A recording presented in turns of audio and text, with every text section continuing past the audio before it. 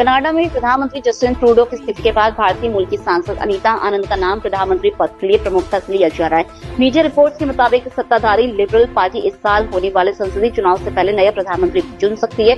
बुधवार यानी आज पार्टी के नेशनल कॉकस की बैठक भी होने वाली है। माना जा रहा है कि पार्टी में अनीता के नाम पर सहमति बन सकती है।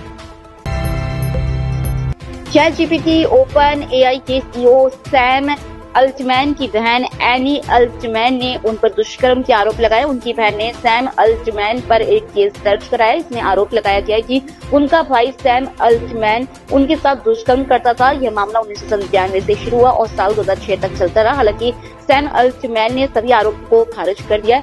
एनी अल्टमैन ने यह केस अमेरिका के डिस्ट्रिक्ट कोर्ट में दर्ज कराया। एनी अल्टमैन ने आरोप लगाया है कि ओपन AI के CEO जब 12 साल के थे और उनकी तब 3 साल की थी, तब सैम अल्टमैन ने अपनी बहन के साथ दुष्कर्म की शुरुआत की। आम आदमी पार्टी के राज्यसभा सांसद संजय सिंह और मंत्री सौरभ भारद्वाज दिल्ली के CM हाउस पहुंचे। इससे पहले प्रेस कॉन्फ्रेंस में उन्होंने कहा, मीडिया वालों मेरे साथ CM हाउस चलो, बीजेपी के शीश महल वाले आरोप की सच्चाई बताएंगे। उन्होंने कहा, बीजेपी दावा कर रही है कि CM आवास में सोने का टॉयलेट और स्विमिंग पूल है। इसके साथ ही PM आवास भी चले और देश को दिखाएं कि वहाँ क्या क्या लगा हुआ है। मुख्यमंत्री का आवास, जिसके बारे में भारतीय जनता पार्टी पूरे देश में झूठ प्रचारित कर रही है, और मैं उसको भारतीय जनता पार्टी नहीं कहता, भारतीय झूठा पार्टी कहता हूं। इसीलिए कहता हूं कि इनका काम दिन रात झूठ फैलाने का है। तो पूरे देश में झूठ फैलाया गया। अरे मुख्यमंत्री के आवास में तो सोने की टॉयलेट बनी हुई, मुख्यमंत्री के आवास में स्विमिंग पूल बना हुआ, मुख्यमंत्री के आवास में मिनी बार है। तो आज आप लोगों के साथ चलेंगे और खोजेंगे कि वो स्विमिंग पूल कहां है, मिनी बार कहां है, कहां पर है सोने का टॉयलेट। पूरे देश को पता चलना चाहिए। भारतीय जनता पार्टी, भारतीय झूठा पार्टी का झूठ पूरे देश के सामने उजागर होना चाहिए। इसलिए आप लोगों के साथ अभी वहां पे चलेंगे। असम के दीमा हसुओ जिले के उमरंग गसो में 300 फीट गहरी कोयला खदान में फंसे 9 मजदूरों में एक का शव बाहर निकाल दिया गया।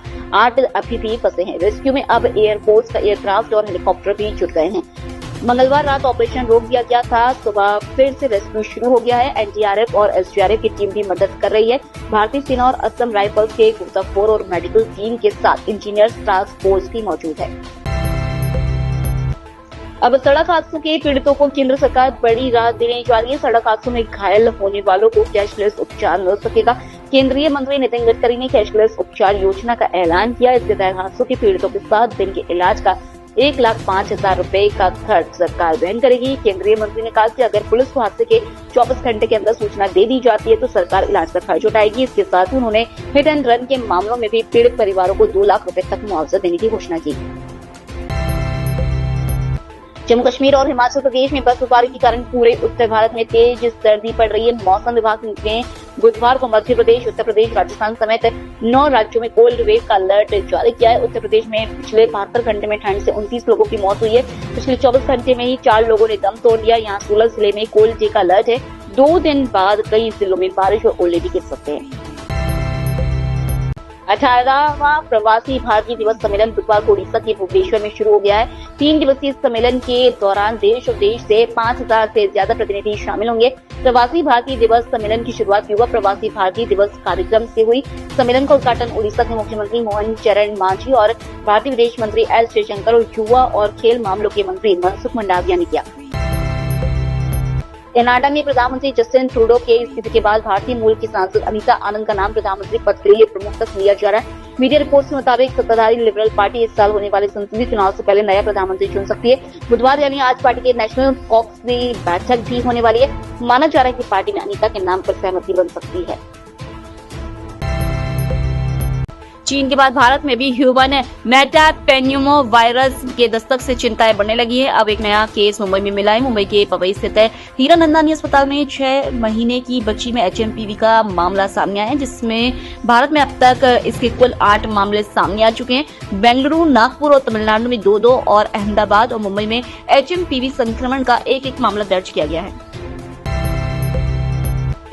भारत सरकार ने मंगलवार को घोषणा की गई है कि वी नारायण भारतीय अंतरिक्ष अनुसंधान संगठन इसरो के नए अध्यक्ष के रूप में एस सोमनाथ की जगह लेंगे। डॉक्टर वी नारायण 14 जनवरी को एस सोमनाथ की जगह पदभार ग्रहण करेंगे। डॉक्टर वी नारायणन देश के ही एक प्रतिष्ठित संस्थान के टॉपर रहे हैं। उन्होंने देश में रहकर ही अपनी पूरी पढ़ाई को पूरा किया और साल 1984 में इसरो में शामिल हुए।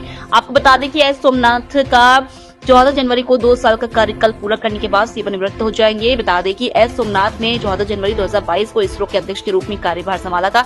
नियुक्ति समिति के आदेश के अनुसार वी नारायणन अगले 2 वर्षों तक या आगामी आदेश तक इन दोनों महत्वपूर्ण पदों पर कार्य करेंगे।